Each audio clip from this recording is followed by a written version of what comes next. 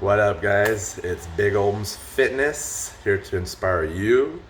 So I got a story for you guys. So this is the story of my bodybuilding journey. As a kid, I was always severely obese. I came from a family that tended to eat a lot. We overate a lot. We're all pretty much over 6 foot, except for my sisters. My sisters are within the 5'6", 5'8" range. So we're a big family. So I was always obese my whole life. I was always tipping towards the 300-pound mark. Um, about in 2015, 2014, I said enough is enough. I gone through so many diet fads where I hired trainers where they got me results, they got me into shape, or they made me skinny fat. And the thing was that yes, great. I got results within 3 to 6 months, but the only thing was they never taught me a way of sustaining it because a lot of people can give you a plan, can give you directions to losing weight, but the only great coaches and the great trainers can teach you how to maintain the weight and keep the weight off to sustain it over the long run. Because definitely bodybuilding is a marathon. You cannot just look to compete, especially if you don't have the proper foundation.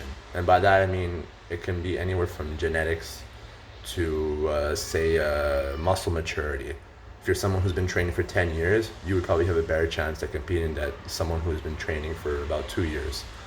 Depending on your level of genetics, too, there are genetic anomalies out there. People who just started lifting and end up turning pro the next year. Yes, it happens. God gives other people advantages, but it doesn't mean you shouldn't work hard.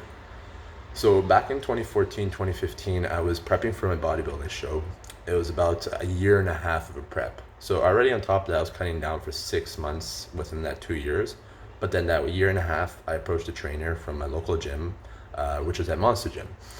And when I was at Monster Gym, I was amazed. I was like, wow, like I really want to look like a beast. I want to be like a beast. And I'm like, you know what? Time's to change, you know? I'm like, you know what? I'm gonna put my body on the line. Let's do it. So I was just like, I want to get in the best shape of my life. I'm looking to compete. Everything was good. Everything was sound and clad. And we got the ball rolling. About 6 months out, I still felt like I wasn't necessarily building the right foundation as I would if I would take more time off and actually have a proper off season rather than just jumping into a prep and hoping for the best, because that was pretty much what it was. And to be honest, I thought that we could have taken time off, properly put on the right amount of muscle in the right amount of places, as opposed to just rushing into a show just to compete, the hell to compete of it. You know, it doesn't make any sense. It's a lot of money to spend too, and a lot of time to invest. But I mean, it's the experience also. So 6 months out, the training and the nutrition plan got really vigorous. And by vigorous, I mean I was doing say an hour of cardio a day, and then 2 weight training sessions. So we would do a smaller body part, so that could be anywhere from biceps, calves, or shoulders, and then a bigger body part at night when we were doing either legs, back, chest, basically. And that was 3 sessions daily, on top of going to school full time, on top of working full time. So it's 40 hours, school, 5 courses, and working out 3 times a day, 6 times a week, with one day off. And even that one day off was an active rest day, which means I was still doing some sort of cardio, but it wasn't as extreme as any other days. And my diet got really, really severe too. At a point, it was green beans and fish for 7 meals straight. Green beans and fish for 7 meals straight. And I remember doing that for about a month just to get the conditioning going. But the only thing was, about 4 weeks out from my bodybuilding show, I felt a really weird electrical current, kind of like a tear, but like it felt like an electrical tear. in my C column, which is in your neck. So those 3 discs there that ended up ripping, causing severe pain. At first, it was more of a strain. It came and it went away.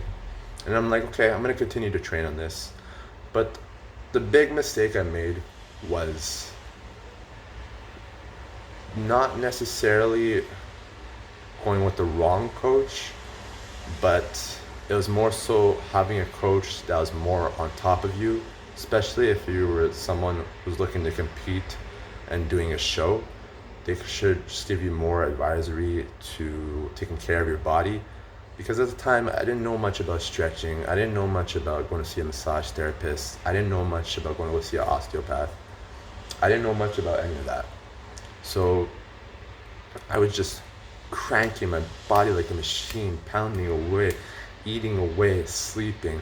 Wasn't stretching, so my body was stiff. My body was like, it was like a robot that was missing oil. Like everything was rusty. I just felt stiff all the time. But I didn't get the proper guidance in my mindset, but that's also my fault as well too, because I should have done my due diligence. So I went to go see a doctor. Turned out it was the guy was saying it's a strain, it's fine, don't worry, just rest it off. I waited a couple of days, and we're about 3 weeks away from the competition, and I end up going back into the gym, picking that weight back up, and then I'm going through the motions. As I'm going through the motion, I just hear another tear, and this time it's just like my entire left trap over here shot down, went down my rear delt, and then down my tricep into my forearms and fingertips. So I was getting numbing pains, constant trembling, and I'm like, what the hell's going on? Like something's up. So I ended up having to go see a doctor again. I got an MRI done. Turns out I could not train anymore. I was diagnosed with 3 ripped discs in my cervical column, and then what that did was it caused spinal stenosis. Spinal stenosis is basically your spine narrows over time, and that happens as you grow older. But as I injured myself, the spine started to narrow prematurely, so now I have spinal stenosis. And not only that, it caused scoliosis in the middle of my back. So just the middle of my back is slightly turned. So with those being in effect at the time, my pain was 11 on 10. I could not sleep. Everything was going horrible. And in the end, I could not compete. I put a lot of money towards competition, like over $3,000 to $5,000 easily.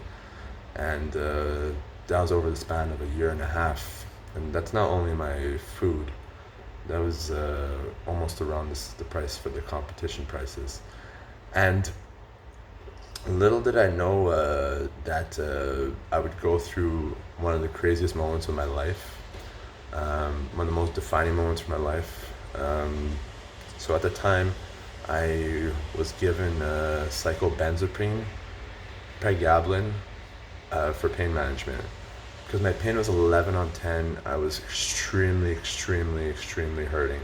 Like everything was hurting. I could not sleep literally any nights. So with these drugs, I took cyclobenzaprine. And what cyclobenzaprine is, it's a muscle relaxant. And with a muscle relaxant, what it does is it pretty much does what it says. It relaxes every muscle in your body.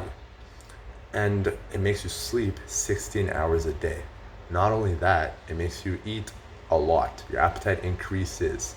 So also, I was in really good shape. So as soon as I started taking this and started eating again, I blew up. Went from 190, completely shredded, to 270 pounds. With my body fat higher again, even higher this time. Because obviously I wasn't eating the same diet, I couldn't sustain it, right? And on top of that, that led to a little depression. Because with the pills from the cyclobenzaprine and the pregabalin, it messes around with your mind. It plays around with your moods, and with the weight regain and my self-confidence taking a huge low blow, I was at the point where I felt super depressed. I was taking my anger out on the world. I was angry at stupid shit, and I would take that out on my loved ones too. And sometimes I would distance myself too. I would not say anything that was on my mind and take it out with my actions, which was really, really wrong. You should never want to do that. But when someone's hurting, you should be able to understand them as well too. Doesn't give them an excuse either way. So about a year living this, I was just like, I'm sleeping 16 hours a day. The doctors told me I could not train anymore. My training was completely done. No more for life. Not even like walking on a treadmill. Like everything was horrible. When I would brush my teeth, I would have to put my head against the wall so it wouldn't move my neck. I was constantly getting so much pain. It was ridiculous. Eventually, I felt so sorry for myself, and I started thinking, I'm like, man, like, is life still worth it at this point? And at the time, I'm like, I'm only 24, and I'm like, what am I thinking right now? Look at what I'm blessed with. I have a roof over my head. I have a shirt on my back. I've got food in my stomach, and I still got my health. Even though I was broken down, I still got my health. And I'm looking, there are people around the world starving. There are people eating mud off the floor. There are people who have it far worse than I do. And here I am moping, feeling sad for myself, eating my feelings away. No. I understand hurting happens, but you need to know when to get up and when to fight. And I realized I needed to fight. I realized that this was a blessing in disguise, that I needed it to break me down just so I can rebuild myself and become stronger. If I don't become stronger, especially in here, even though I've been broken in here, then you've got nothing. You can't compensate one thing for the other. Everything has to be equal. Once they're both equal, nothing's stopping you. And only in the last year or so, I started rehabilitating with an osteopath. The last 2 of the 3 years, I was rehabilitating myself. I got back into the gym. I got back into shape. It took me about 2 years to go back down to 185, completely in good shape, my last cut. And now I'm trying to put back some size. But the thing was, I did not let anyone tell me no. I didn't let the doctors tell me, you cannot do this, you cannot do this, just because they said, your life's done in this way. No. I use that as fuel. I pushed through it. I set the fire. And ever since then, I haven't looked back. And honestly, the one big major thing was to recover from all this was the mental health. And by that I mean you don't necessarily need to talk to anyone. You don't necessarily need to go see a shrink. You don't necessarily need to talk to a family member.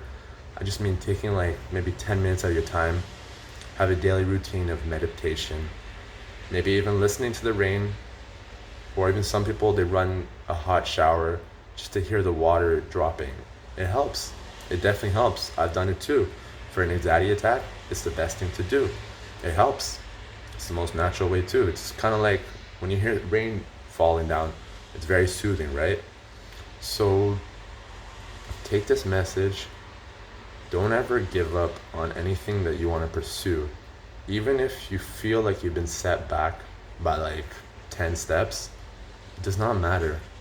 Life ain't a sprint. You got to marathon it. And when you're on that track, even if you're going down a bit, you're going to go back up. Trust me on that one.